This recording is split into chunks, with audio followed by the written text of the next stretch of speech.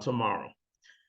Good evening, ladies and gentlemen. Welcome, welcome, welcome to Stock Investing for Beginners. My name is June Collier. I will be your instructor over the next 12 weeks as we cover stock investing, and you will learn everything that you need to know about investing in the stock market. Now, let's first of all talk about who this course is for so that you know that you're in the right place.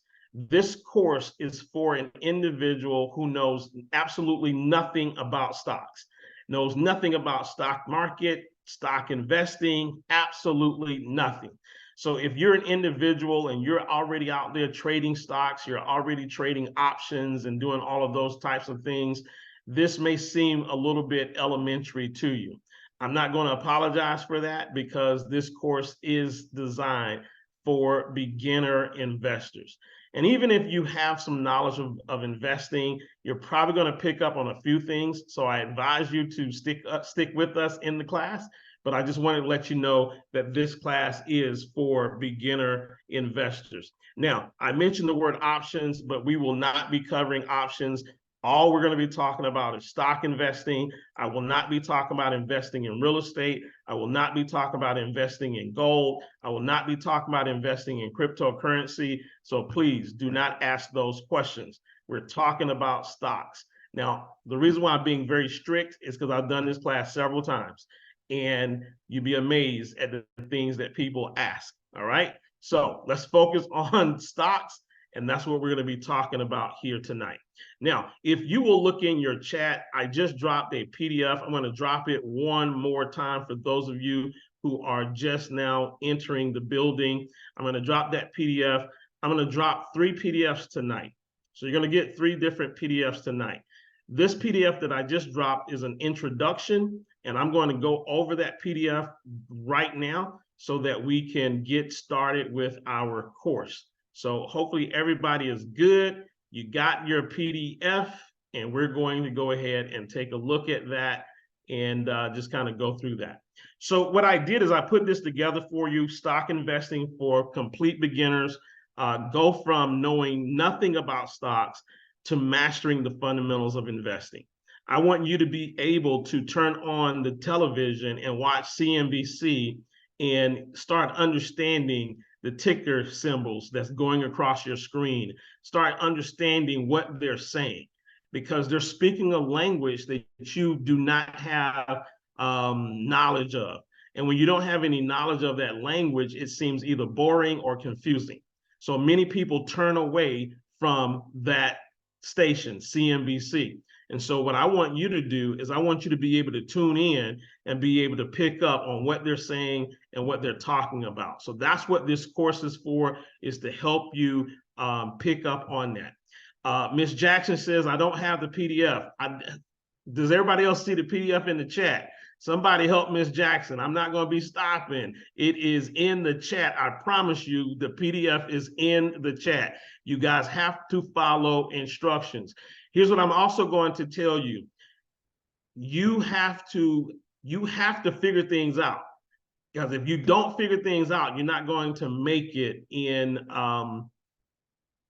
Denise says, I don't have it. It's right there in the chat. All right. So if you're on an iPad, no, I'm on my iPad. Okay. I don't know about the iPad, if it shows up on the iPad or not, but you will all get access to all of the stuff, and we'll get it taken care of for you. All right. So let's go ahead. This is the PDF that I just dropped in the chat for those of you that do have it in the chat.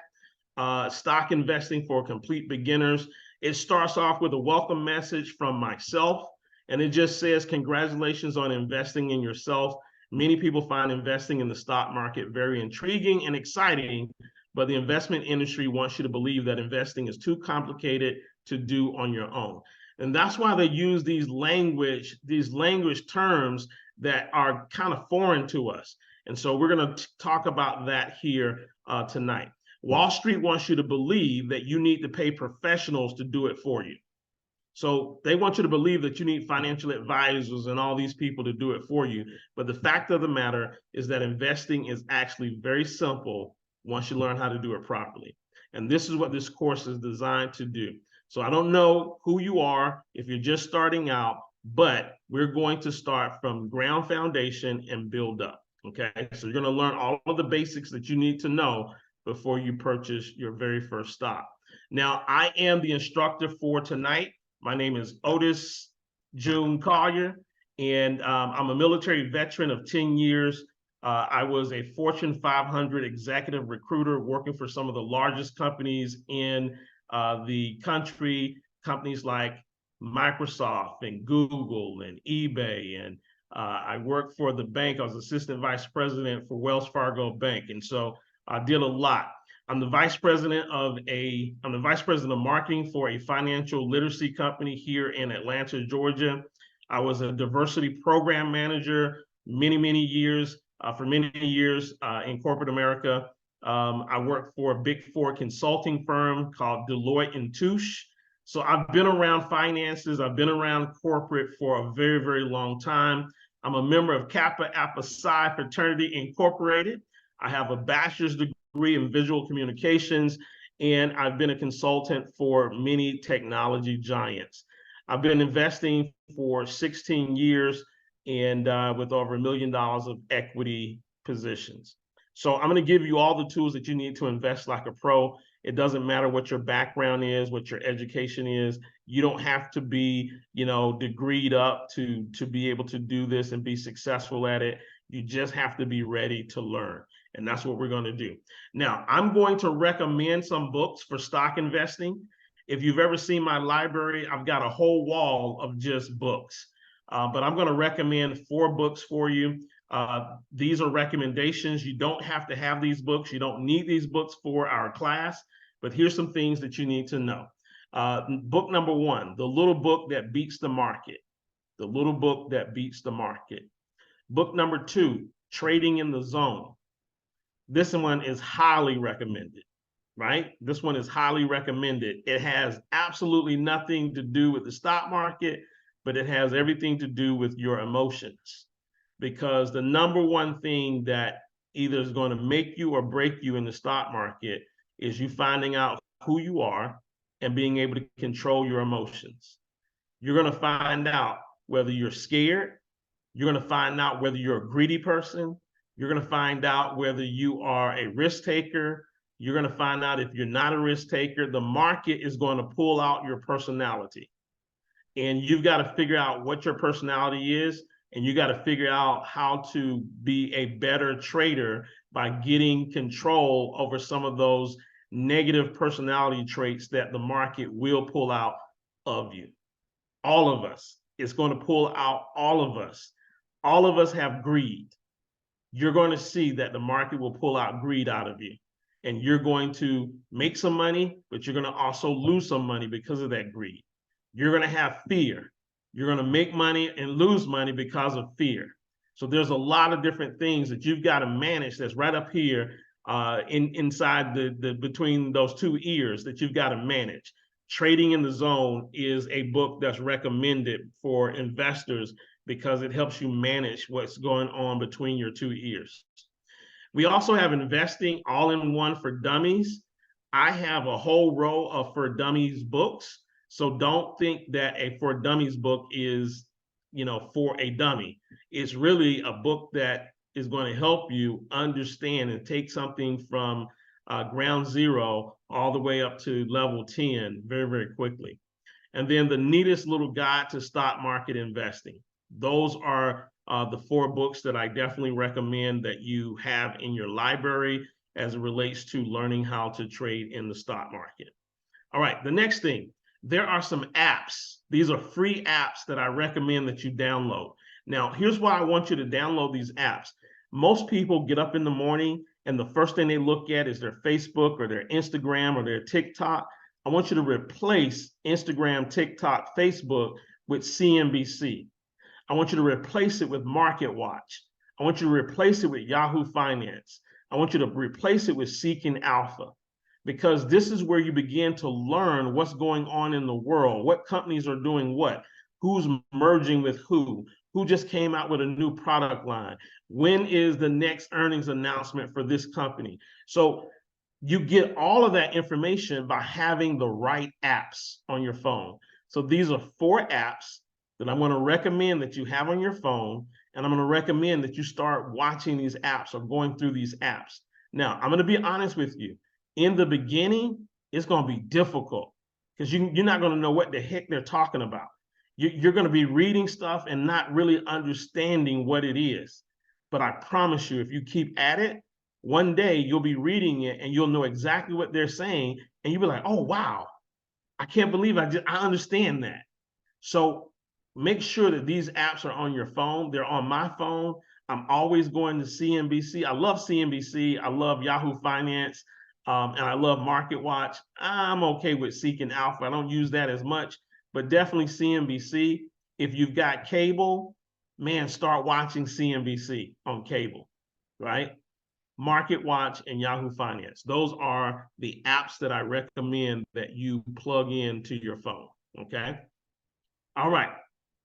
Now, let's talk about what to expect.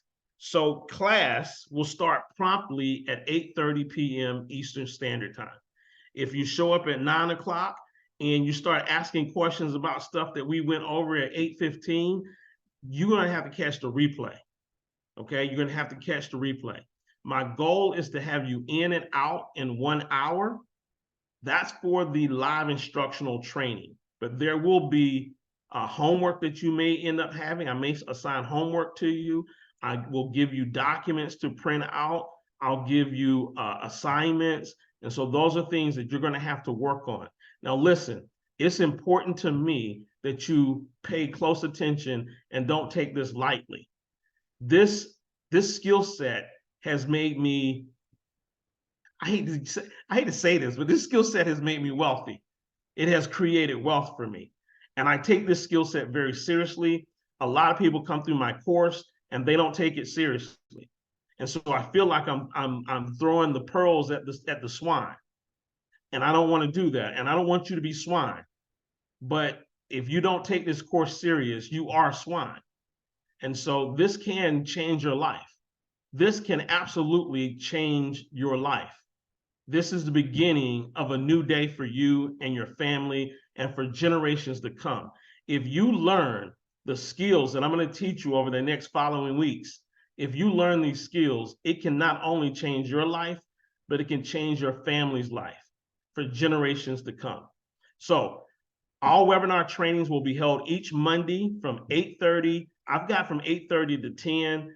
I plan on doing 8:30 to 9:30, but I need that extra 30 minutes just in case. Like tonight, we're probably going to go till 10 o'clock tonight. Trainings will also be recorded and they will be emailed to you 24 hours after the training. So what does that mean? That means on Tuesday at 8:30 p.m., you're going to get an email from Zoom, and in that email, it will give you access to tonight's training. So here's what that means. Don't call me asking me for the replay. The replay will be emailed to you. Now, I'm doing this and I'm saying this because there are many of you and one of me. I got a job that I got to do. I got a family. I got all these different types of things. And so I don't need you calling me for stuff that you already have access to. I've already told you what's going to happen. So on Tuesday, that's tomorrow at 8:30, that's 24 hours from now. Tomorrow at 8:30, you will get an email automatically from Zoom that will tell you, hey, here's the link to last night's replay. All right. Review all homework, bring questions to class.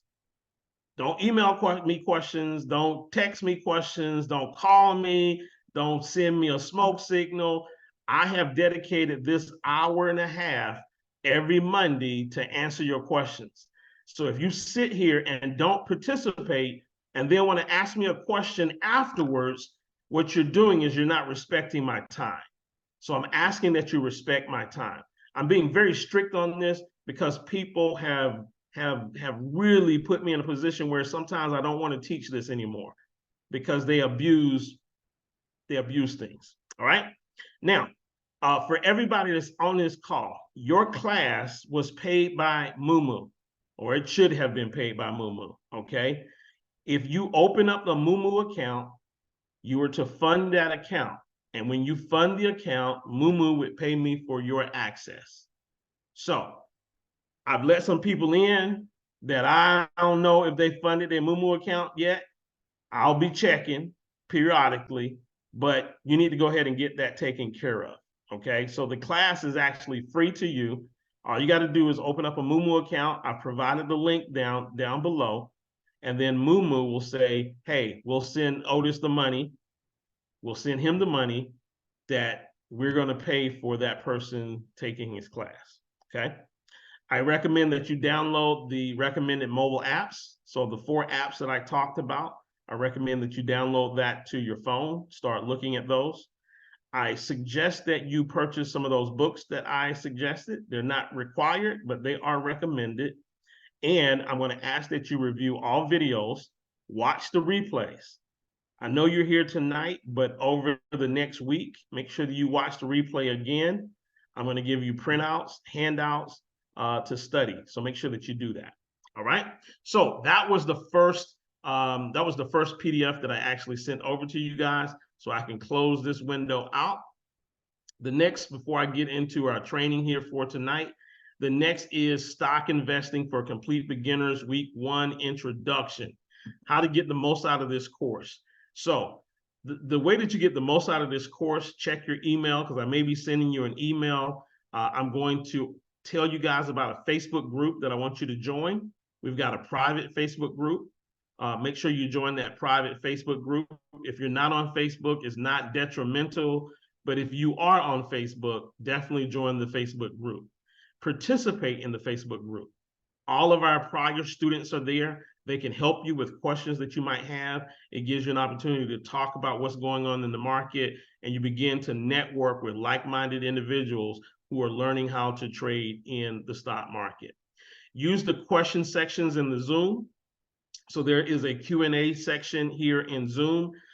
Sometimes I can't read all of the chat, but I do see the Q&A, and I will definitely go through the Q&A. If you've got a question at any time, type your question in the Q&A, not the chat. So if you're new to Zoom, figure it out.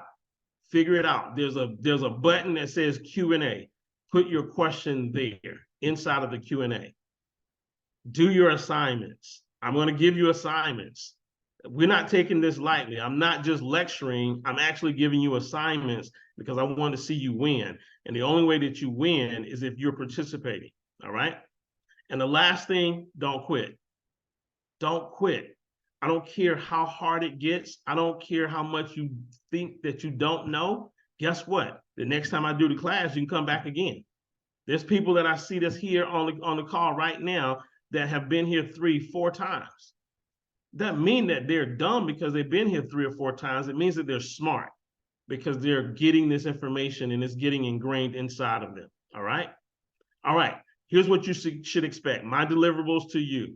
I'm going to give you 1 live Zoom training per week. So you get that each week. You're also going to get bonus trainings throughout the week. Those will be videos, text messages, or audio. Okay. You're also going to get quizzes to test your knowledge. So I'll be dropping quizzes to test your knowledge. Don't be afraid to take the quiz. I don't care if you get every answer wrong. The quiz is not for me. I'm the teacher. The quiz ain't for me. The quiz is for you. It's for you to understand what material you have grasped and what material you don't have so that you can work on those things that you're weak in. The test is not for me. I'm not going to post your answers to the test or your grades. I'm not any of that. The tests are just for you. All right. So don't not take the test. Take the test. All right. Help me help you. Okay. Help me help you. Post your questions in the Facebook group. Okay. Don't call. Don't send personal emails. Don't text unless it's an emergency. And guess what? It ain't never an emergency. There's nothing that we're doing here that's an emergency. Okay. Now, why do I say that? Why does June, you're being hard? Why are you saying that? Because I get calls at 1 o'clock in the morning, 2 o'clock in the morning. And I'm like, are people crazy? Are people really that crazy to call me at 2 o'clock in the morning? So That's why I'm being hard on you, because I don't want to cuss people out. I'm trying to stop cussing, and I'm trying to live a good Christian life. But when you call me at 2 o'clock in the morning, you're gonna get a different Otis. You're gonna get a different June. All right. And trust me, I'm not saying that just to be saying that. People calling me at 2 o'clock in the morning is crazy. All right, read everything that I send you thoroughly. The answer to your questions may have already been answered, so read everything thoroughly. This is what if you really going to learn, participate. You'll learn so much more by getting involved and taking action. All right. All right. So those are the suggested books again. If there was one book I'd tell you to get, it'd be Trading in the Zone. And then the next book I would tell you to get, that would be Stock Market Investing, the white book on the left. Those are like my two favorite. The little book that beats the market is pretty good. Investing All in One is good as well. I like all four, but Trading in the Zone, Stock Market Investing are probably my favorite. All right. They'll help you speed up your learning curve. Suggested mobile apps: Yahoo Finance, CNBC, Market Watch, Seeking Alpha. And I actually rank these in order, my most favorite to my least favorite. So Yahoo Finance is my most favorite app. CNBC is neck and neck with Yahoo Finance. Yahoo Finance is really when I'm looking at stock prices and where the stock is going. I don't really use Yahoo Finance for news as much. But CNBC, I use it for what's going on, what's the news, okay? Market Watch is really good as well. And then Seeking Alpha is kind of, that app, right? That sometimes you just need. So these are the apps. They're all free.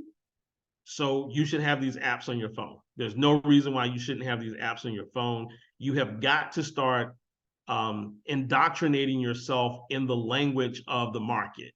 And the only way you can do that is start with these apps and start reading some stories, finding out what's going on with Apple. But even if you don't know what it means, just read it, right? Read it, okay? And you'll eventually one day you'll wake up and you'll know, all right? So I just told you guys all this stuff here. Here's the thing that you need to understand about me. One of the things that I think is very important, I spend about $12,000 a year in just training. For me, investment training. So just like I'm instructing you, I have mentors, I have people that instruct me. And I spend about $12,000 a year learning how to trade stocks, learning how to invest in the market. It is one of the best investments, one of the best skills that you can have. If something were to ever happen to me, if I get older, can't get a job, whatever, as long as I can see and I can type on a keyboard, I can make money in the stock market. I ain't got to sell nobody nothing. I ain't got to recruit nobody. It's just me and my computer. And that's why I love the stock market and investing in the stock market. All right. All right. So Warren Buffett, we'll be talking about Mr. Warren Buffett, but Warren Buffett has one rule, two rules really. The first rule is never lose money. The second rule is to never forget rule number one. So what does that mean? That means that we're not risk takers. We're not gamblers. We're not going to be trying to get rich quick. This is none of those things. So if you're looking for a get rich quick deal, you're in the wrong place. You're in the wrong place.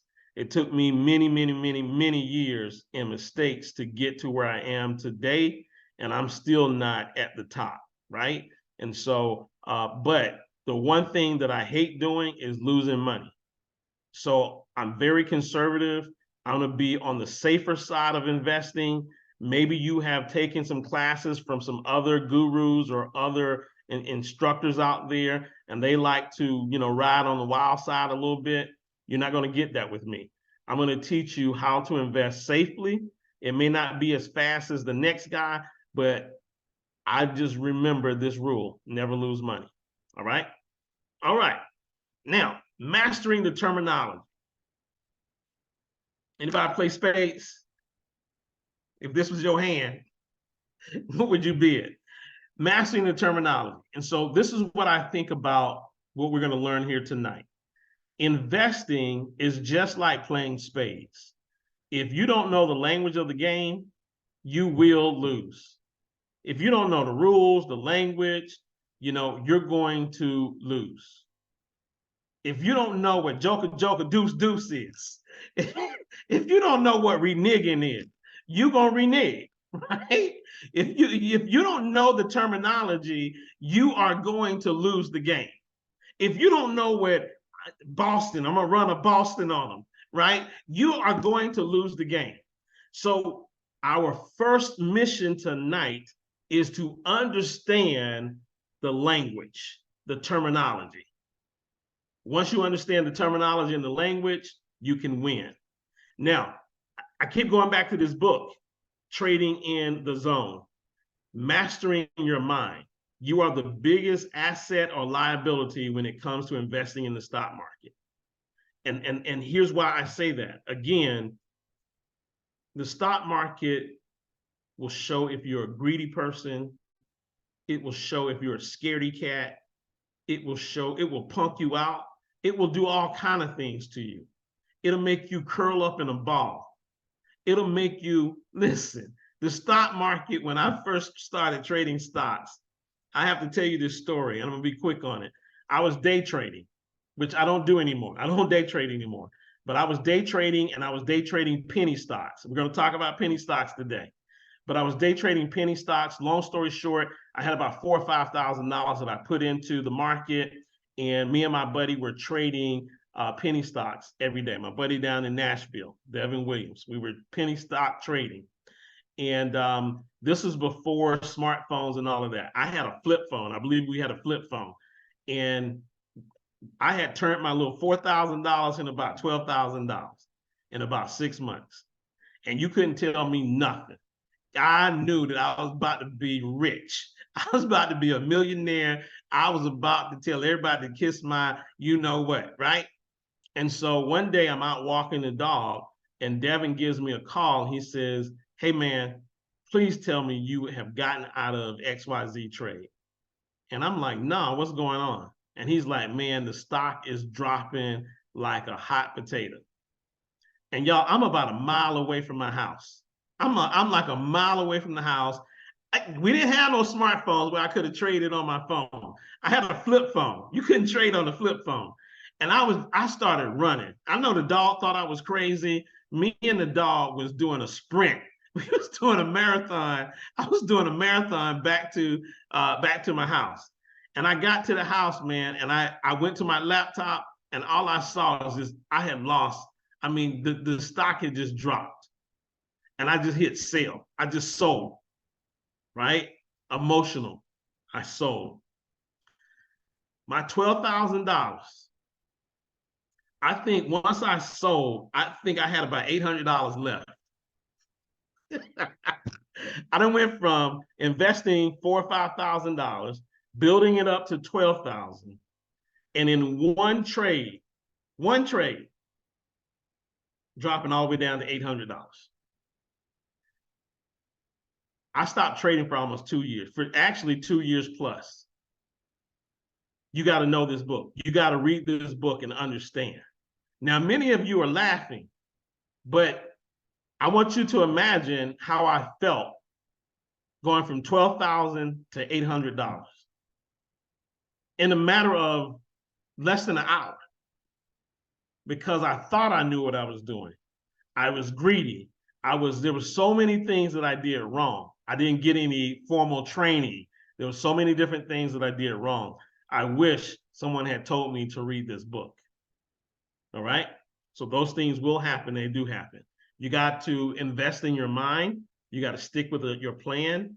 Invest in what you understand. Some of us investing in things that we have no knowledge about, that we don't understand. And this is the reason why when people talk to me about crypto, I don't understand crypto. So I don't invest in cryptocurrency. If you love cryptocurrency, hats off to you. No shame, I don't have nothing bad to say about that. All I have to say is don't involve me, because I don't know nothing about it. And I realize, and I've been around investing long enough, that when you don't know, somebody getting ready to take your money, right? And that's why it's important for you to get this education. Do your homework, because I will assign homework. Always protect your trade. We'll talk about what that means. Never stop learning. I still spend $12,000 a year in trade learning. Study your past trades. So one of the things you're going to need is you're going to need a notebook. And every time you make a trade, you need to write down what trade you made, why you made that trade, what was your thinking on that trade. And when you win that trade, what do you think? When you lose that trade, I've learned more from my losses than my gains. Don't second guess yourself and learn who you are as a trader. All right. All right. So here's the Facebook group. The Facebook group that we have is called Stock Investing for Complete Beginners. Let me go back to that page here, and then I'm going to go over here to Facebook, and I'm going to actually put it in the chat here, the link to it. Let's see. Thought I had it.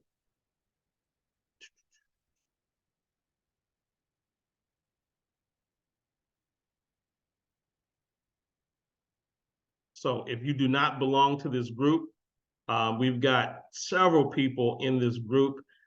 These are all the people that have actually taken the class, that have been through our class. So definitely make sure that you get plugged in with that. And so I'm going to drop that link in the chat. So make sure that you get that as well. Okay. Now I'll have to accept you. Now here's the thing. In order to get in the group, I don't know why Facebook does this, but Facebook says that you and I have to be friends on Facebook in order for me to let you into the group. So if you and I are not friends on Facebook, send me a friend invite. I'll accept. Then go and sign up for the group, and then I will let you in the group. Okay. But these are all people that have been through our stock investing class, and they're here to help out in any way possible. Okay. All right. So let's talk about what we got next. So the next thing I want to do is I want to upload what I just sent you, this document. So let's do that. I'm going to send that PDF to you as well.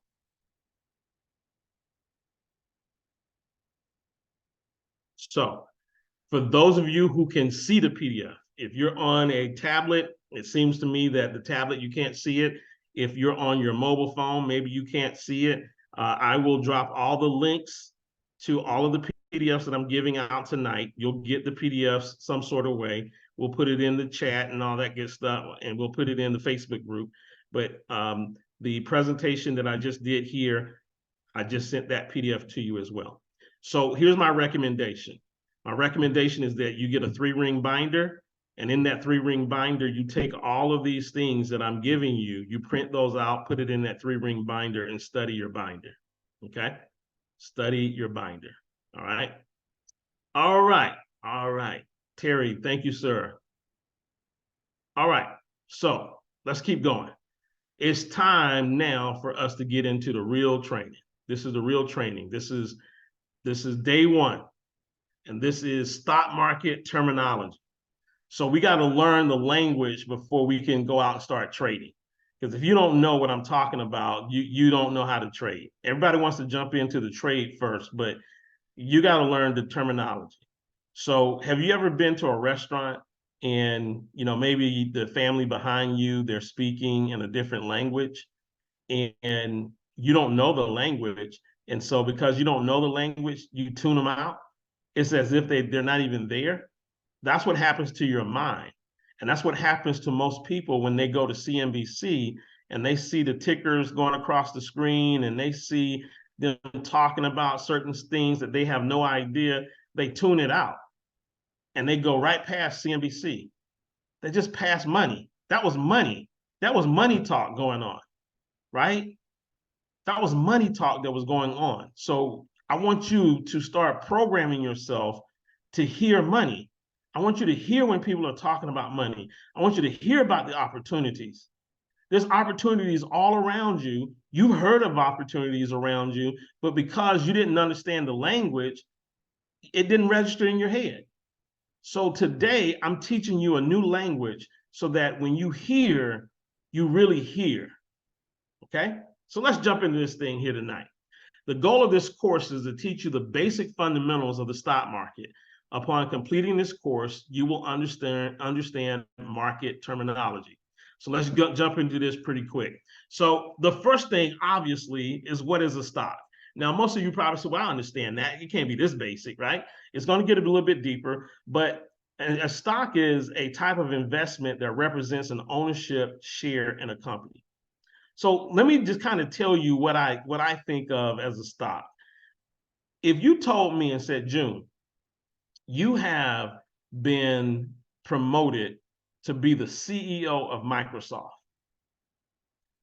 y'all better sell Microsoft quick if they ever promote me to be the CEO of Microsoft, because I don't know a doggone thing about running a large billion-dollar company like that. That's out of my league. There's no way possible. And I know we say all things are possible, right? But there's no way possible that I have the skills to manage and to run a company like Microsoft. I just don't. I'm not that smart. I'm not that intelligent to run a company like Microsoft. But guess what? I'm a company owner. I got over 900 shares of Microsoft. Because as a stock owner, I don't have to have the knowledge. I don't have to be the smart guy that's running the company. I'm a company owner, though, with 900 shares. 900 shares of Microsoft over the years that I have accumulated. I'm a company owner. So a stock is just a way for you to become an owner of a publicly traded company, okay? And the reason why companies have stock is because it's a way for them to raise money to grow their business. Now, I want you to understand this, because we're going to talk about this tonight. If you were a company, you have two ways of raising money. You can go out and get loans, or you can issue stock. Now, when you go out and get a loan, that means you got to pay that money back. But if you issue stock, that means that the people who buy your stock, they're taking risk in your company. And if your company goes belly up, you ain't got to pay those people because they're owners. So I need you to understand what a stock is. That means you're owning a portion of this company. And if the company goes down and the company goes belly up, well, guess what? You just lost. But if the company succeeds, you succeed with the company. As an investor, stocks offer a way for you to grow money and outpace inflation. All right? So you can outpace inflation. All right? So let's move on. Now we're going to talk about what is a shareholder. A shareholder. All right? So a shareholder is a person who owns shares in a company, and they share in the profits or losses of that company. There's only two ways that you can make money in the stock market. Here's the two ways. There's actually more ways, but these are the two basic ways I need you guys to understand tonight. You can make money if the price of the stock goes up and you sell it for more money than you paid. So you bought the stock for $50, the stock goes up to $100, you sell it at $100, you made 100% profit. The stock doubled in price. That's one way that you can make money. The other way that you can make money is you buy a share of the company, the share stays the same price, but the company pays out dividends. They pay out quarterly dividends. They share in profit with you, okay? So you can make money off of dividends, or you can make money off of the stock appreciating, or both, all right? That's the simple way of making money in the stock market. Now, let's continue. Now, many of you have heard people talk about bonds, the bond market. Or maybe you hear companies say, yeah, we're going to float a bond. And all that sounds sexy. It sounds sexy. But here's what I'm going to tell you what a bond is. A bond is nothing more than a loan. Remember, a company can raise money two ways. They can issue shares of stock, that they don't have to pay back. They don't have to pay back that money when you buy their stock. Or they can do something known as floating a bond. Now, when they float a bond, they got to pay that money back. So when you and I go to the bank and we go to get a car loan, it's called a loan. We go get a mortgage, it's called a mortgage loan. But when a company goes and gets a loan, it's called a bond. But it's the same thing. So I want you to understand that. I want you to understand that bonds are nothing more than loans. And just like when you and I go get a loan, what do they check? They check our credit. What you got? You got 850? You got 800? You got a 500? Well, guess what? When companies go and get bonds or float bonds, they have to show their credit score, right? A plus plus, A, B, C. You ever heard of a junk bond? That's a company that's a company whose credit is poor. If they're a junk bond, that's what a junk bond means. I didn't add that. That's just me ad-libbing because it just came off the top of my head. It ain't in training, and that's why you need to be writing this stuff down. A junk bond is exactly what it is. It's junk, right? You might or may not get your money back. Okay, but as investors, not only can we invest in stocks, but we can also invest in bonds. You ever heard of treasury bonds? That's where the government, we loan money to the government. It's called a treasury bond. And when that bond reaches maturity, the payment ceases and the original loan is returned to the investor. So what will happen is with the bond, let's just say you put $1,000 into the bond. Well, the bond is going to pay you an interest on that. They're not going to pay you the $1,000, but they're going to pay you the interest. And then when the bond matures, then you get the $1,000. Okay? But that's a bond. Now, here's what you need to understand. When interest rates, let me make sure I get this right. When interest rates go down, the bond market goes, let me make sure I got this right. Because this is the exact opposite. When interest rates go down, the bond market goes up. When interest rates go up, the bond market goes down. So let me explain that. Y'all write that down. Write that down because even I had to think about that. When interest rates go up, the bond market goes down. When interest rates go down, the bond market goes up. Here's your first lesson. Why is it that? Why is that? Well, if interest rates are high, that means that I can go get, like right now, we can find CDs that are 5 and 6%, which is pretty good. I mean, pretty doggone good for a CD, because that's like guaranteed. That's guaranteed 5%.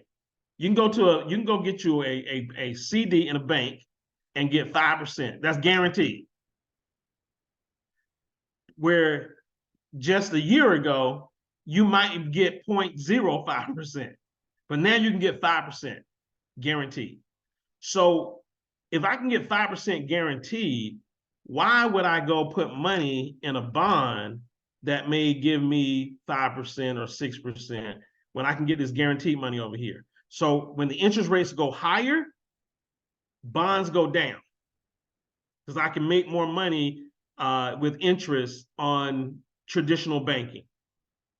But when interest rates go down, instead of me putting my money in a checking account or a savings account at 0.05, I'm going to go put my money in a bond that's going to pay me 6%. Okay? So that's what a bond is nothing more than a loan. Okay? All right, let's move on. Now, I got to throw a little scripture in here for those of you that need to know this, because this always messed with me. Deuteronomy 28:12, it says that the Lord will open the heavens, the storehouse of his bounty, to send rain on your land in season, and to bless all the work of your hands. You will lend to many nations, but will borrow from none. Now, I'm sitting in church, and I see this scripture, And I'm like, how am I going to lend to many nations? Lord, what are you talking about? I'm going to lend to many nations? Well, how am I going to lend to China? How am I going to lend to India? How am I going to lend to Russia? How? International bonds. Somebody better write that down. That's what you're talking about. How do I lend to many nations in 2023? Bonds. Become the lender, not the borrower, right? The borrower is slave to the lender. How do I lend to many nations? You know, China owns America because China has been the lender to America. But this is how you lend to many nations. Bonds, bonds, bonds. All right? All right, let's move on. All right, so let's talk about where stocks are bought and sold. So there are three main places that stocks are bought and sold. Now, there's many stock exchanges that are out there. There are many of them, but there's three of the primary stock exchanges. There's the New York Stock Exchange. Many of you have heard of the New York Stock Exchange. Some of you may have gone to the New York Stock Exchange with me many years ago, where we went down to see the bull, and we were down at the New York Stock Exchange. Some of you went with me. But the New York Stock Exchange is the world's largest exchange by market capitalization.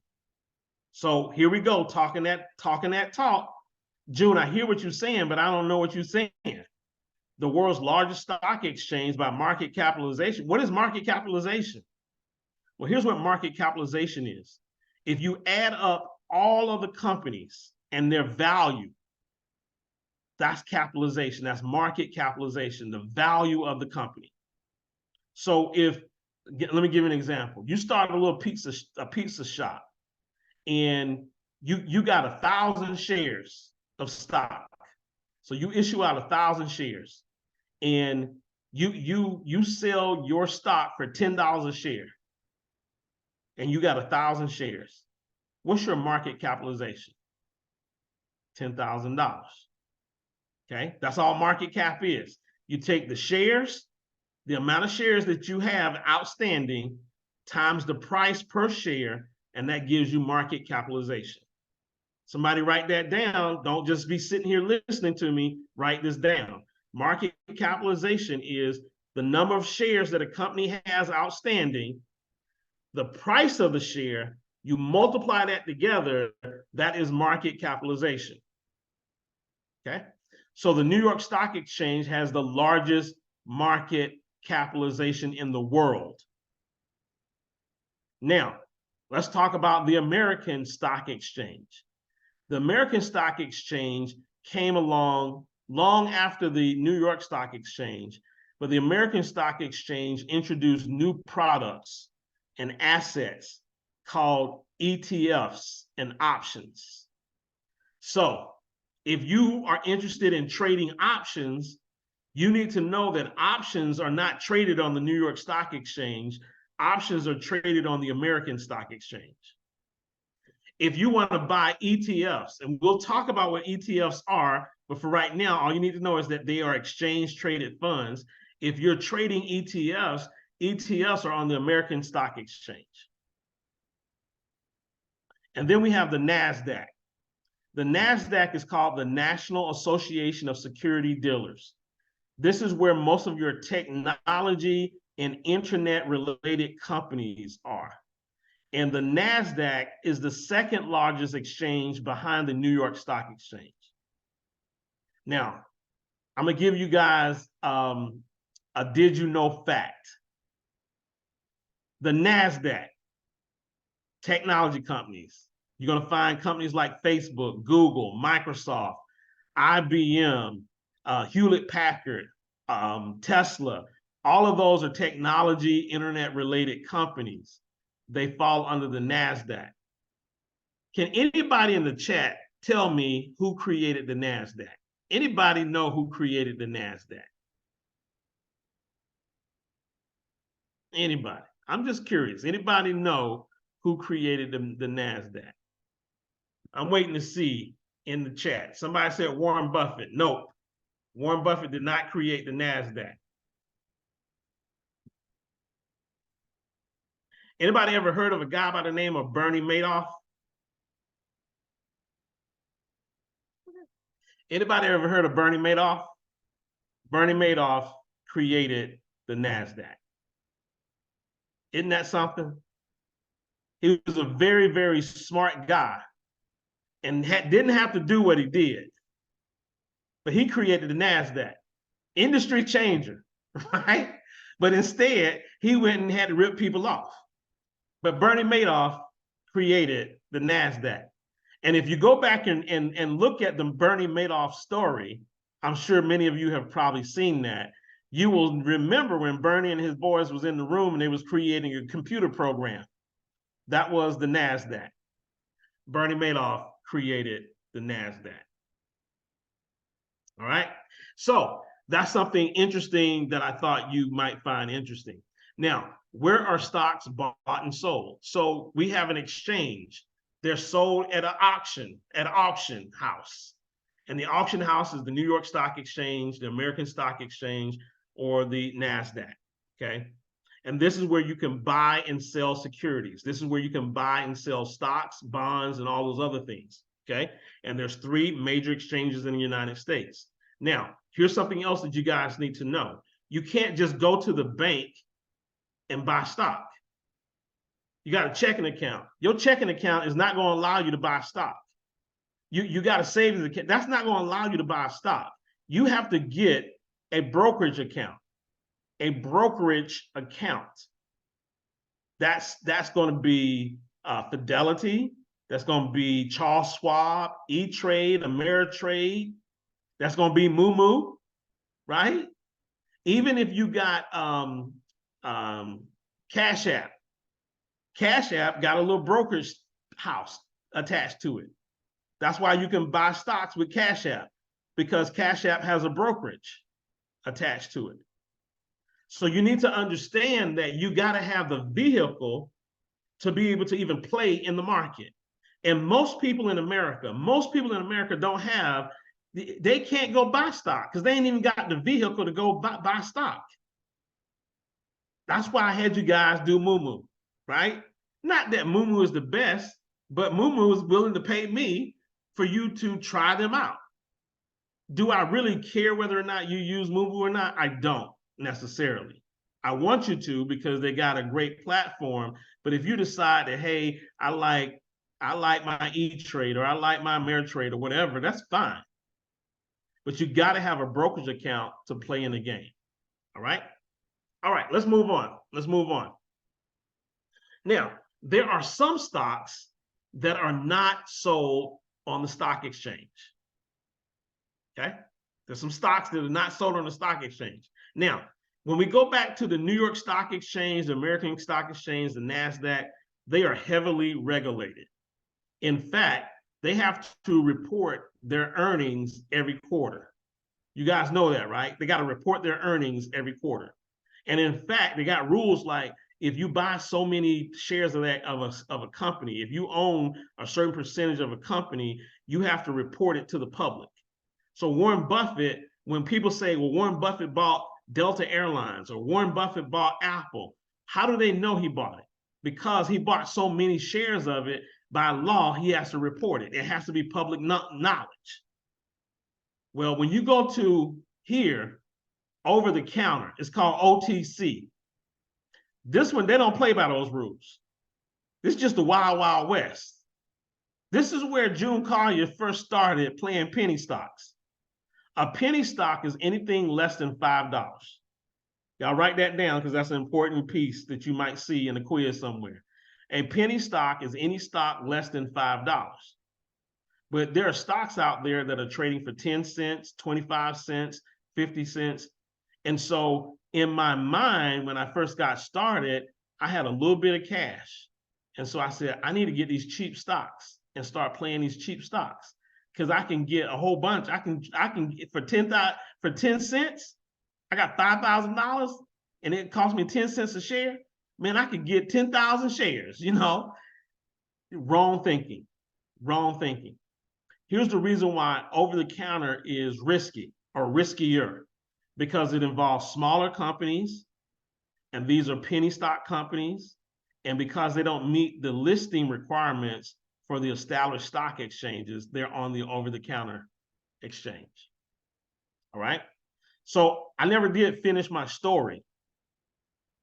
When I lost all that money, let me finish my story. This is what made it worse, dealing with penny stocks. There was no news at that time. This was years ago. This was probably 15 years ago. So we didn't have the technology that we have here today. But I told you, I ran home and I just hit sell, and $12,000 turned into $800 just that quick. The market closes at 4 o'clock. Before the market closed, that same stock that I sold and lost all that money, before the end of the day, it was right back at the price that it was before. I'm gonna let that sink in, because it was hurtful enough for me to lose $12,000 down to 800. That was hurtful enough. Somebody laughing. Okay, you keep laughing. Keep laughing. That was hurtful enough. But to sit there and later on see that the stock goes back to where it was the same day. Here's what happened. I didn't know this at the time. The way that we were getting news with over-the-counter stocks was we were using Yahoo chat rooms. If you guys remember discussion boards and discussion rooms, Yahoo had a whole bunch of discussion boards. And we would go to these discussion boards to find out about these different companies, because they're little small mom and pop companies. Nobody knew anything about those companies. And what ended up happening was a couple of people got together and they decided that they were going to manipulate the market. So let's just say I got a group of 20 to 30 people, and we all go out and get 5 different YouTube accounts. Or not YouTube accounts, but Yahoo accounts, or whatever. And so we wake up that day with a mission of spreading bad news about this company. And there's no way for nobody to validate it, because this company is a small company. We don't know whether this is true or not, but we're in the discussion group. And not only am I hearing it from one person, but I'm starting to hear it from all these different people. And so what ends up happening is the market gets emotional. And you're going to see this happen all the time in the stock market. It's going to be emotional. And so all of a sudden, everybody's talking about this stock is dropping. Oh, yeah, I heard about that. And this is what's happening and blah, blah, blah. And you get all of these so-called experts that's talking. And so people start selling. They start panicking because somebody said that the company is going out of business. The company caught on fire, or something, the owner died, or whatever. And then as the stock drops, those same group of 30 people that's putting out this false information, they're buying the stock up at the low prices. And then finally, when the news comes out that it's not real, the stock jumps right back to where it was.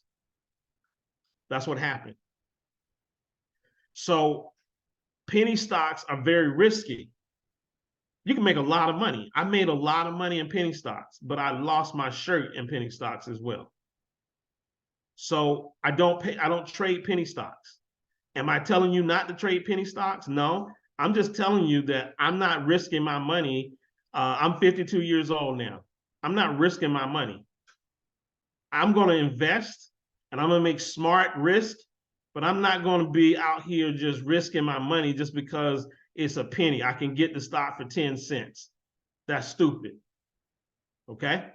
So I just want to put that out there, that's what happened to me when it came to penny stocks. They are traded on something called over the counter. If you ever see OTC, that's what that means, is over the counter. It means that they couldn't make it to the New York Stock Exchange or the American Stock Exchange or the NASDAQ. So they had to do over the counter. All right. All right. Now, let's talk about what a ticker symbol is. It's 9:30. Give me another 15, 20 minutes, we'll be done, okay? A ticker symbol is the symbol that identifies the stock. It's an arrangement of characters, usually letters, that represent securities. So, Visa. I love Visa. I've traded Visa many, many times. The ticker symbol for Visa is V. Boeing. The ticker symbol for Boeing is BA. So when you turn to CNBC and you see all those things that's scrolling across, those are names of companies. They just don't look like names. Like BA don't look like Boeing, but you got to know that the acronym or the ticker symbol for Boeing is BA. MCD, that's McDonald's. Okay. Now, the NASDAQ. Here's something that you need to know about the NASDAQ. Most stocks that have a 4-letter ticker symbol belong to NASDAQ. There are some exceptions, but most belong to NASDAQ. For example, Microsoft, MSFT, Apple, AAPL. 4-letter ticker symbols typically belong to NASDAQ. So if you do Cisco, CSCO, Amazon, AMZN, all of your NASDAQ stocks typically have a 4-letter ticker symbol. There are some exceptions like Facebook. Facebook is in the NASDAQ, but Facebook's ticker symbol is FB, okay? So the other thing that you need to know is that if the ticker symbol ends with the letter X, you're not looking at a stock, you're looking at a mutual fund. Okay? So let me give you an example. If I go over here and say, give me names of dividend mutual funds. All of the mutual funds that they're going to give me, the ticker symbol is going to end in X. Watch. So, PRDGX. That's a mutual fund, okay? Because I asked for mutual funds. Browse our fund list. So let's go and take a look at their mutual funds from Fidelity. So if I look at the mutual funds, these are all mutual funds. Look at what they end in. X, X, X, X, X, X. So when you see a ticker symbol and the letter X is behind the ticker symbol, you know that what you're looking at is a mutual fund. The only ticker symbol that I think doesn't follow that protocol is Starbucks. I think Starbucks ends in X, but it's not a mutual fund, okay? So there are always going to be a few exceptions. Yeah, so Starbucks ends in an X, okay? SBUX. Now, this is a 4-letter ticker symbol, which means that it's probably in what exchange? The NASDAQ. Boom. Let me zoom in for those of you who can't see that.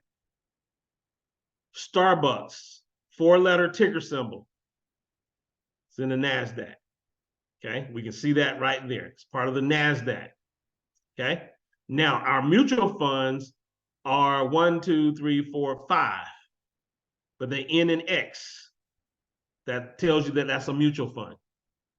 If the ticker symbol ends in a Q, if it ends in the letter Q, that tells you that that stock is under bankruptcy. So if you see a ticker symbol with Q on the end, that means that the stock is in bankruptcy. All right? Hopefully everybody got that. Makes sense. All right. Now, there are 2 types of stocks. I need y'all to write this one down because this is important. Most people think that one stock is all that there is.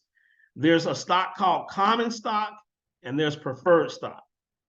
So Microsoft has some common stock and they got preferred stock. You and I are mostly going to run into common stock. Most investors own common stock. and it represents ownership in the corporation. If you have common stock, you have the opportunity to vote. You have the opportunity to elect the board of directors and vote on corporate policy. If you have preferred stock, it refers to a class of ownership that has a higher claim on assets and earnings than common stock has. Okay, now that's fancy. So let me break that down for you so that you understand what that means.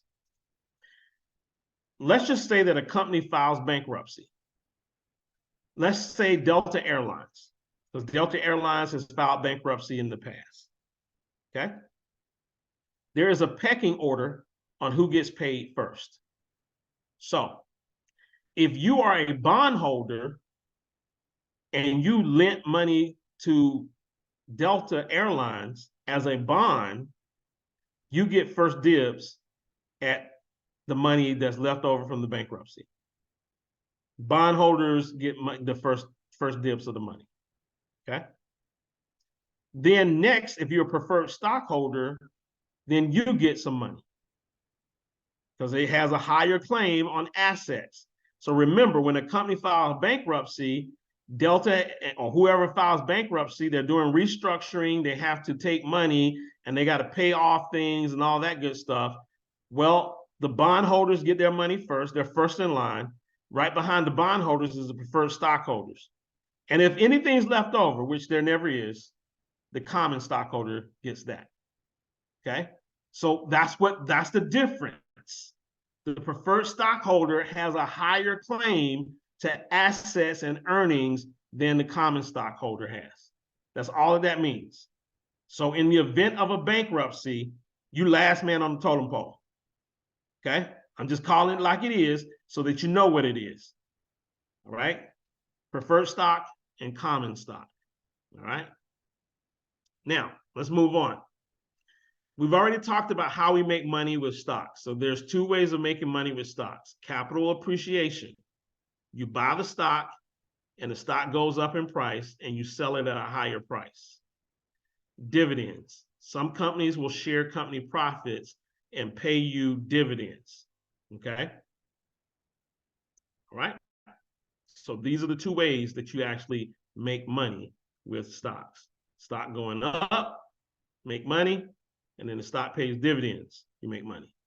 Now, we're not going to talk about it in this course, but you can also make money when the stock goes down. But that's not in this course. Okay, that's a little bit more advanced, but you can make money when stocks drop. All right. What is an initial public offering or an IPO? An IPO is the process of offering shares of a private corporation to the public. So every stock that you know has at one point in time been an IPO. So here's what an IPO is. Your mom and pop store, you own a chain of pizza parlors and you've been selling some good pizza and you decide that you want to go public. So what you do is you go and draft up some shares of stock. And then what you're going to do is because you need to raise money because you want to expand. So what you're going to do is you're going to go get an investment banker. An investment banker is these top banks, right? And different divisions. They're not handling checking accounts. They're handling big money, okay? But you go to an investment banker and says, hey, I want to go public. And what the investor banker is going to do, you got to go and get people to check your books and all that good stuff. Because remember, you're going to have to start doing quarterly earnings reports. So you need to go get a Deloitte and Touche or Ernst & Young or an Arthur Andersen. Arthur Andersen's not around anymore, but get one of those big four consulting firms that come in and check your books. So what ends up happening is you sell your stock to the investment banker, or the investment banker buys the shares. Okay. So here's why people that want to get into IPOs, you're not getting in at the beginning. So when they say Warren Buffett owns this or Warren Buffett owns that, you got to understand how it actually works. So I'm ABC Pizza Company. I'm going to go public. I got an investment banker, Morgan Stanley. Morgan Stanley comes to me and they're going to help me go public. And so Morgan Stanley buys 1 million shares of my stock for $10 a share. So I get $10 million. I take my 10 million and I go expand my company. I'm pretty much out of the picture now. I got the 10 million. I sold my 1 million shares to Morgan Stanley for 10 million. Now, Morgan Stanley, they got some friends. They got some people in high places. They got people like Warren Buffett. They get Warren on the phone. Hey, Warren, we got this great pizza company. We're getting ready to go public with this pizza company. We're willing to share, we want to sell this to you before it actually goes public. Warren says, how much you selling it for? We're selling it for $12. So Warren says, bet. Warren goes and buys, 500,000 shares, right? At $12 a share. That's what's called the primary market. So Warren Buffett buys up in the primary market. Then they go to the New York Stock Exchange. And as you see right here, this is what it looks like. They announced that now this pizza company or Uber is getting ready to go public. Now you and I get excited because the company is about to go public. And it goes public and the shares start off at $25 a share. And man, we go wild on it. And then somebody tells us that Warren Buffett bought some. And we're still excited because Warren Buffett bought some of this stock. But you need to understand that Warren Buffett bought his stock at $12 in the pre-primary market, right? And you're buying yours at the public price of $25. That's how the IPOs work, okay? So you need to understand that an IPO is a private company that's going public. I typically don't invest in IPOs. Here's the reason why. When in the weeks to come, I'm going to teach you how to look at fundamental investing, how to look at the fundamentals. This is how do you look at how the performance of the stock is doing. Well, because they were a private company, they didn't have to report any of their financials. They only start reporting their financials from the time that they go public. Well, if they're a brand new IPO, I don't have any financials to look at. That's why I don't invest in IPOs, because I don't have a track record yet. I need them to be in business for several years before I got a track record. All right. Now, there's a lot of people that do invest in IPOs. There's some people that have gotten wealthy in IPOs. There have been people that have lost their money in IPOs. But again, as your instructor, I'm going to teach you how to apply rule number 1, never lose money.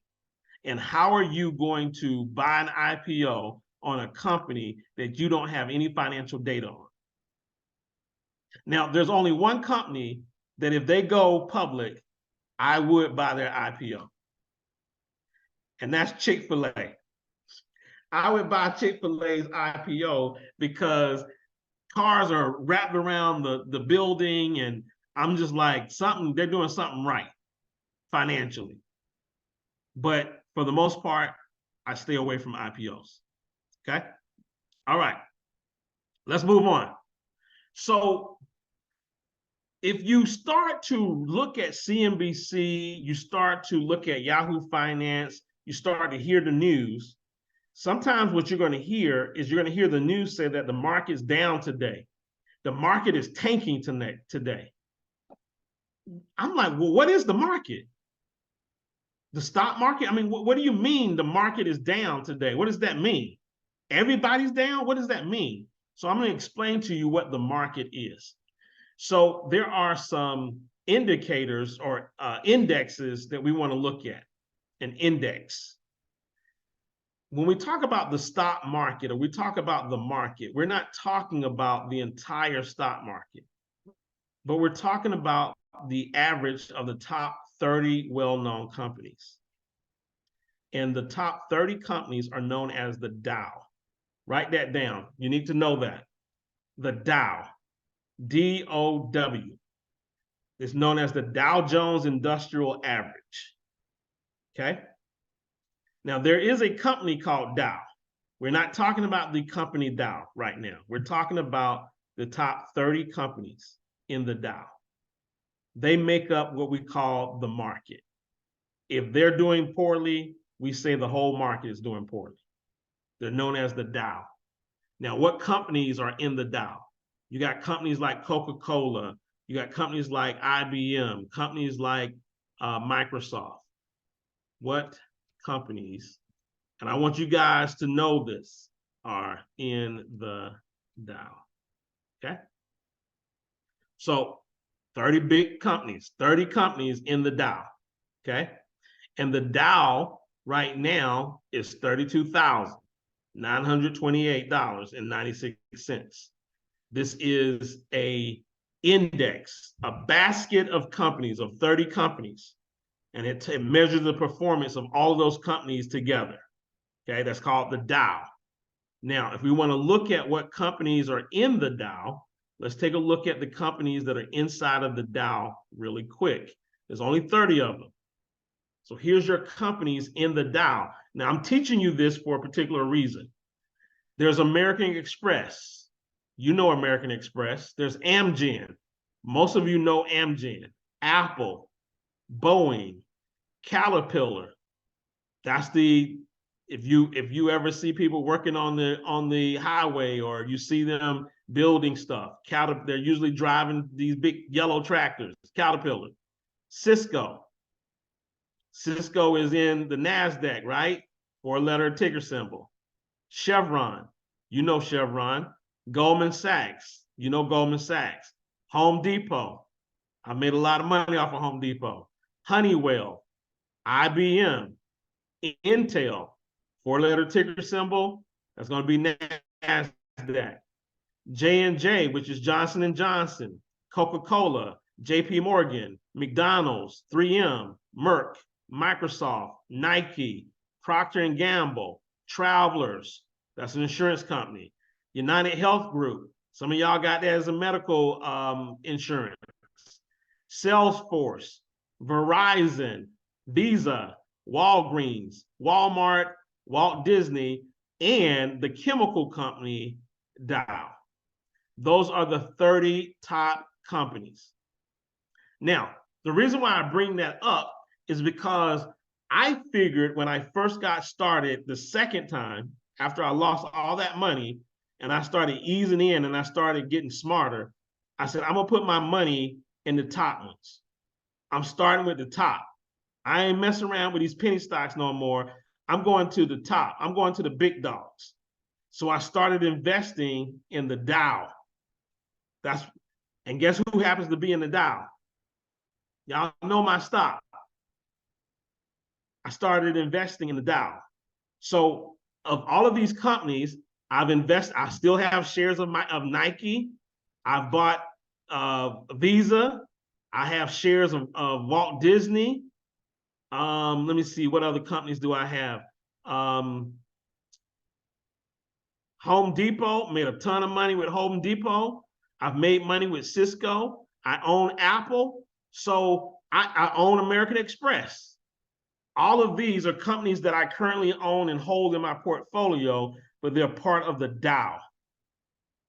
All right, the top 30 companies. But you can see that they're not cheap. They're not cheap stocks. They're not penny stocks. Definitely not penny stocks, right? Microsoft's trading at $337 a share. I own 900 shares of that. They're not penny stocks. Good stocks here, okay? All right. Let's go back to our training here. We're almost done. So you're going to see these indexes. The Dow is the top 30 companies. They really represent the market as a whole. Then you have the S&P 500. So what do you think the S&P 500 are? These are the top 500 stocks. Then you have the NASDAQ. We already know the NASDAQ, technical stocks. and you got the Russell 2000, right? 2000 stocks, okay? And so what we're looking at, because there are thousands and thousands of stocks, I decided that I wasn't smart enough to go through to go through 2, 3, 4,000 stocks to figure out what stocks I want to invest in. So common sense, this is where common sense came into play. Why not just focus on 30? You're trying to comb through thousands of stocks. Let's just go to Google. Google's our friend, right? How many stocks are there?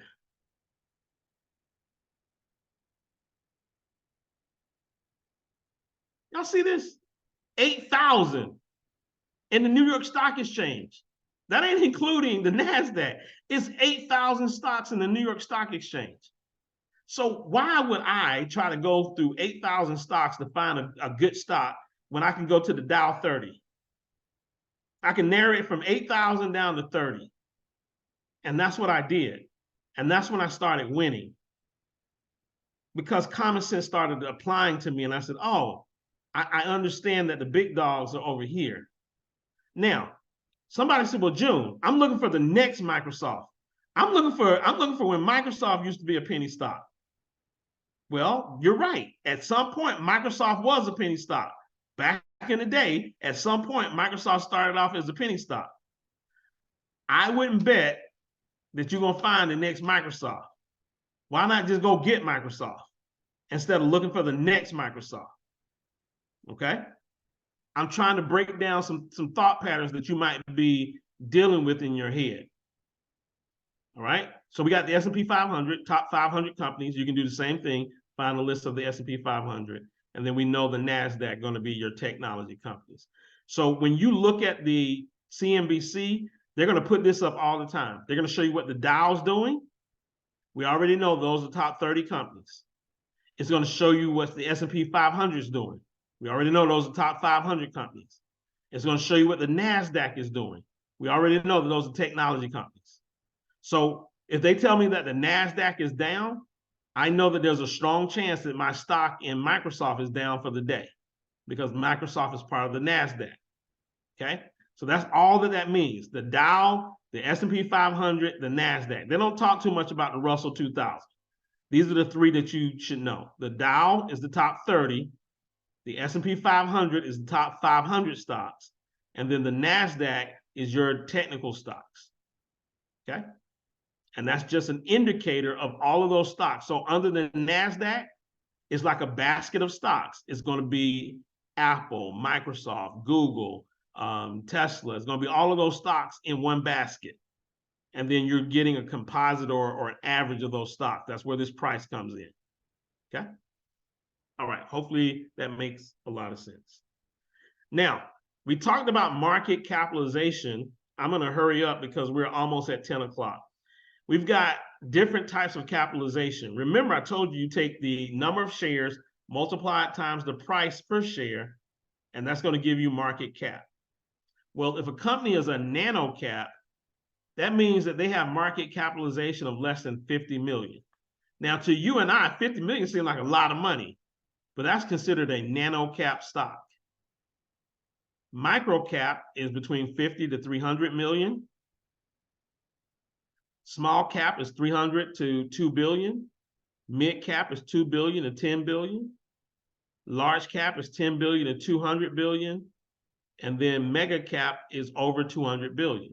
So companies like Microsoft and Apple, Amazon would be mega cap stocks. Now, here's what you need to know about all of these stocks. Mega and large cap stocks have usually been around for a while and provide a consistent increase in share value and dividend payments and provide the least risk.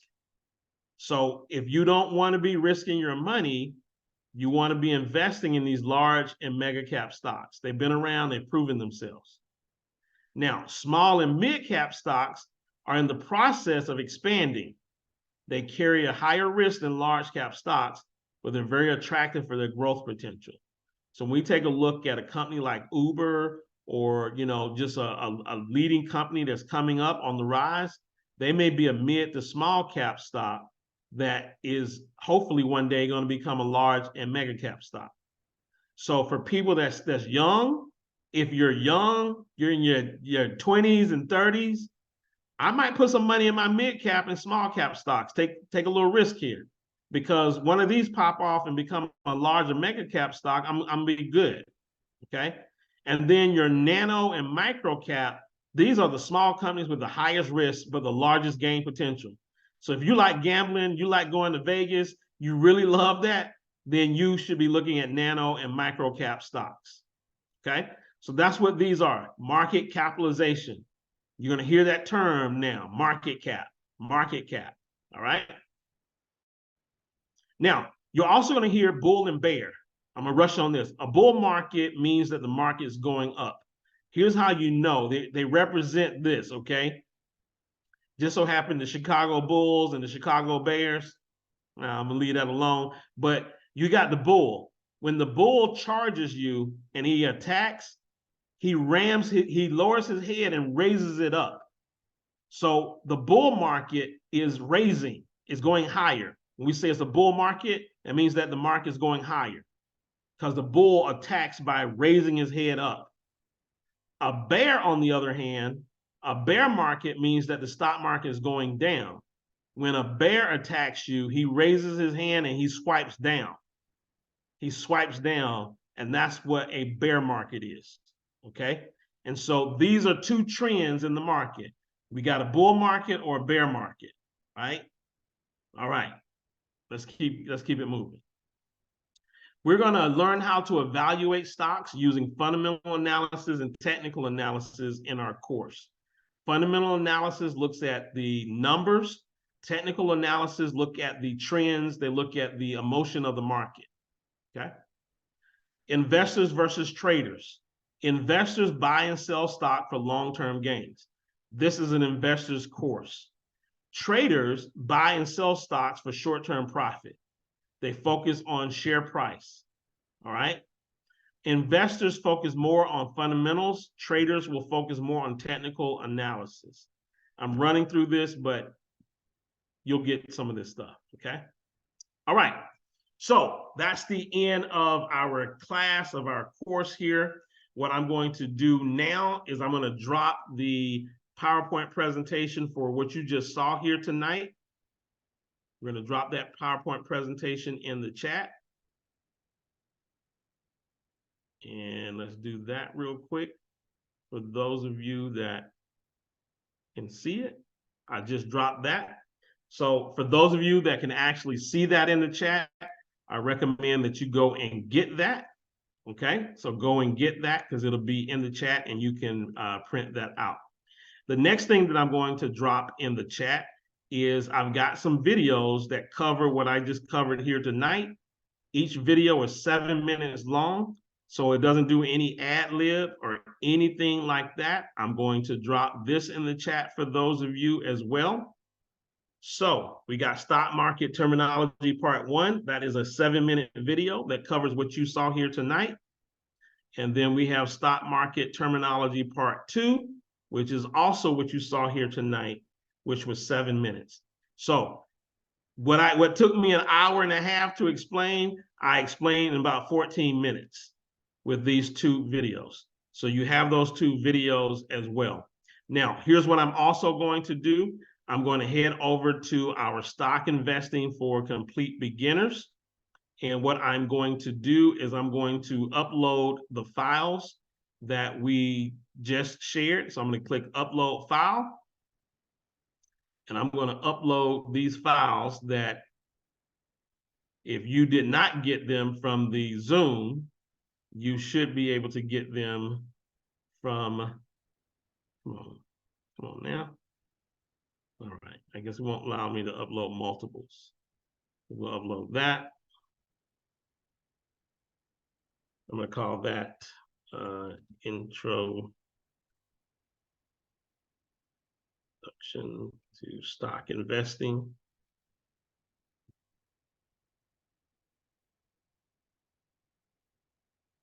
So once you get into the group, you'll be able to have access to this stuff. Where did that go? I have no idea where that just went. Let's try that again.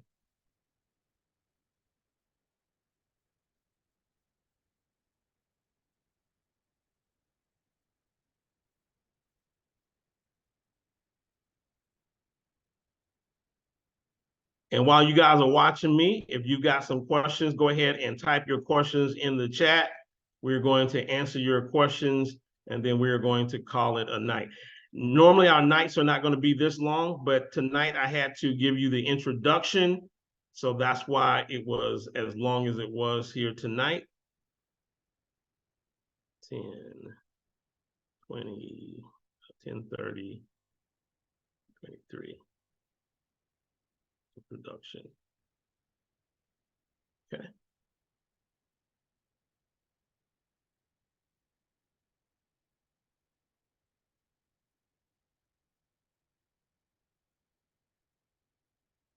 I'll tell you what, I'm not going to have you guys watch me do this, but it will be in the Facebook group. All of these will be in the Facebook group. So let's take a look at our questions here. Wanda says, do you think CNBC is better than Bloomberg? Yes. Donald Dixon says yes. I don't know what that means, but yes.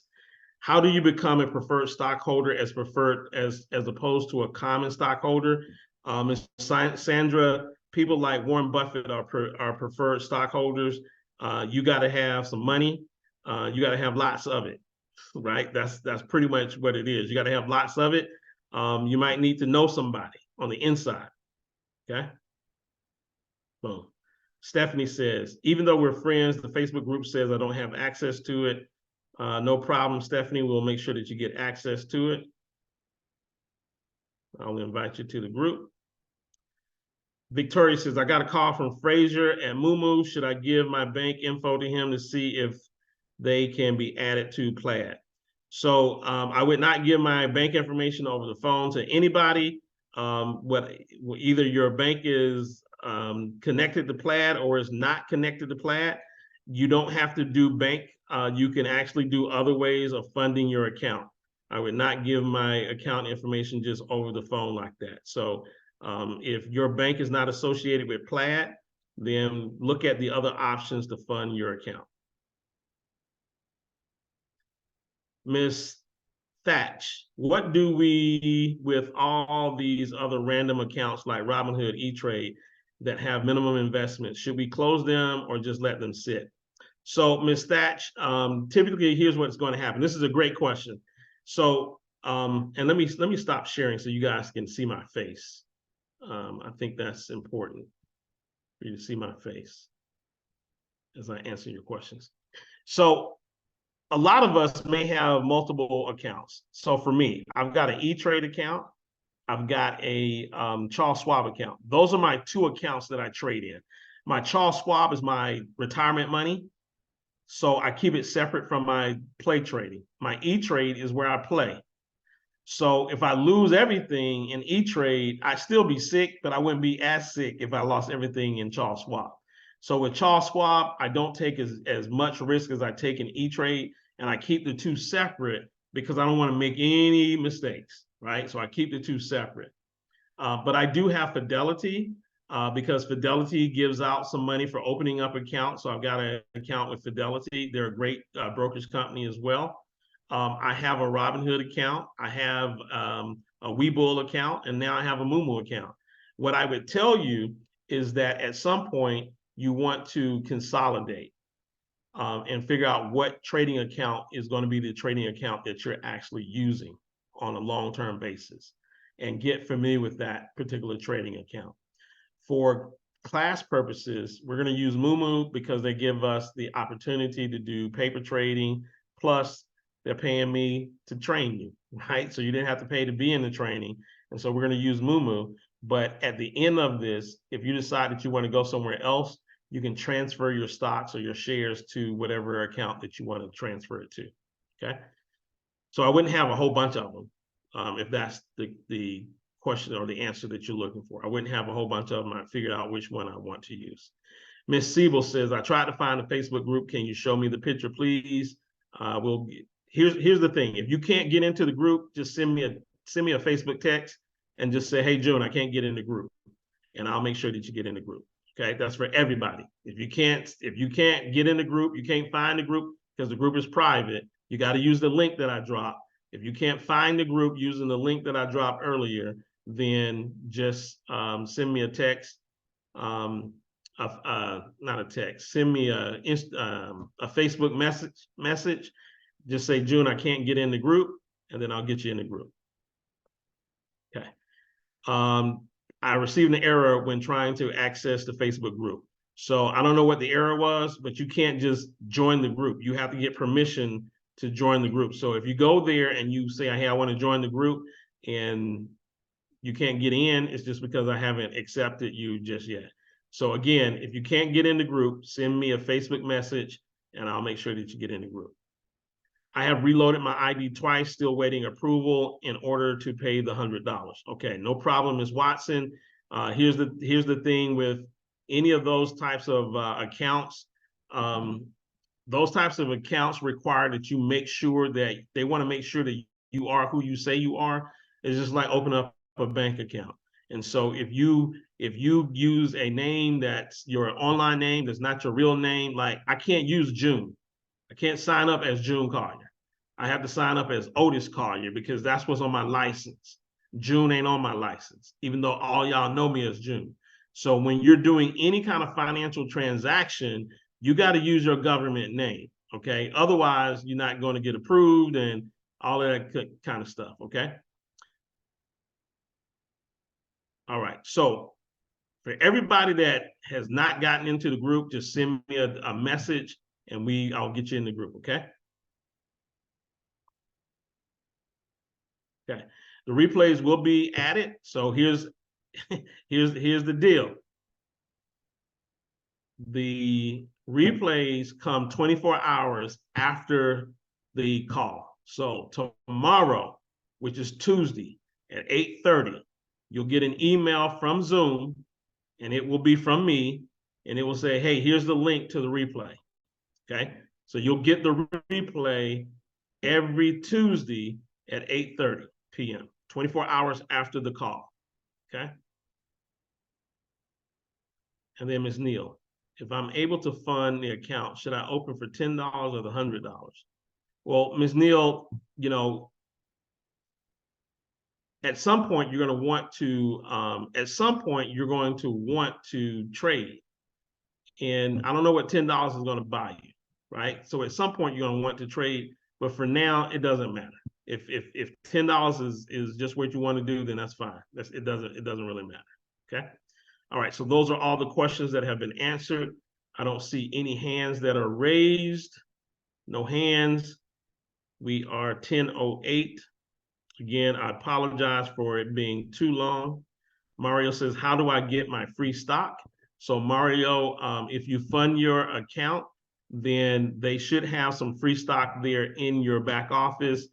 You just have to accept it, and then you have to hold that money in your account, I believe, for 60 days before they release the free stock to you. So I got my free stock, but it's still in holding because I haven't been on Moomoo's platform longer than 60 days. Okay, so it will be back there. Matter of fact, maybe I will show that in next week's class, but it will take 60 days for them to release it to you. Okay. All right. Any other questions? All right. So here's what I want you to do for week one. Week one, I want you to go through the links that I just dropped. So I just dropped the PDFs. You should have had like 2 or 3 PDFs that I dropped here tonight. 3 PDFs that I dropped tonight. And then I dropped 2 links to videos. So go to those videos, watch those videos over. Tomorrow, you'll get an email with a link to the replay for tonight. Make sure you go through the replay. All right. You want to go through the replay and start getting this information down. It's not going to get any easier than tonight. Okay. I'm not saying that to scare you, but the training is not going to get any easier than tonight. So you want to make sure that you get all the training and all the understanding by reviewing all of the information, okay? So I am just dropping all of the content right here in the chat for those of you who didn't get it or haven't seen it. It is right here in the chat. You want to get those links to the videos, and you want to get the links to the 3 PDFs. Again, all of this will be in the Facebook group as well, okay? It'll be in the Facebook group as well. Miss Mitchell, it is apparent that you weren't here in the beginning because some people are not seeing the PDFs, whether you, maybe because you are on an iPad or you're on a device that's not showing it, but a majority of the people are seeing the PDFs. The PDFs will be in the Facebook group, okay? We start at 8:30 p.m. Eastern Standard Time promptly. Please get to class on time. Please get to class on time. Is it possible to make it available for us to save the chat? Yes. It will be available in the replay. The chat will be available in the replay. Okay. So when you get the replay, not only will you get the video, but you will see the chats in the replay. All right. That's all I got for tonight. It gets much, much better as we go along. A lot of good training. I want to make sure that you are successful. This is why I'm hard. I'm hard, because I want you to be successful. Pay close attention to what we cover. And then any questions that you have, get in that Facebook group. I see some of you have already pinged me for the Facebook group. So when I close out tonight, I will be getting you guys logged into the Facebook group. All right. With that being said, we'll see you next Monday. Oh, here's what we're going to do, because Christmas and New Year's falls on a Monday.